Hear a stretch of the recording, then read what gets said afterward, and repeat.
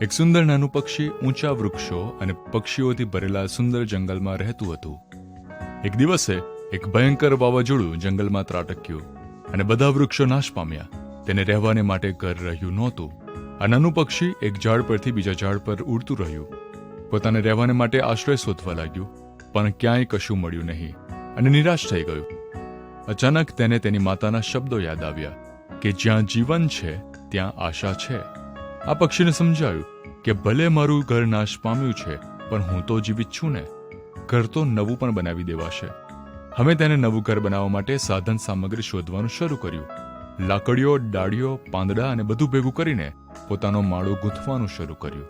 તેને આમ ઉત્સાહભેર કામ કરતા જોઈને જંગલના અન્ય પક્ષીઓ તેની મદદે આવ્યા.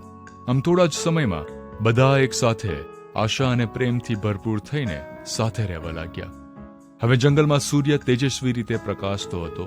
ફૂલો સુંદર રીતે ખીલીને મીઠી સુગંધ ફેલાવી રહ્યા હતા.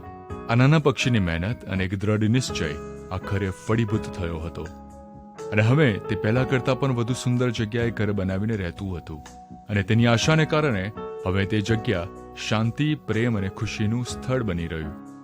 બાઇબલમાં યશાયા 40મા અધ્યાયની 31મી કલમમાં આશા આપતા લખવામાં આવ્યું છે કે પણ યહોવાની રાહ જોનાર નવું સામર્થ્ય પામશે. તેઓ ગરુડની જેમ પાંખો પ્રસારશે. તેઓ દોડશે ને થાકશે નહીં. તેઓ આગળ ચાલશે ને નિર્ગત થશે નહીં.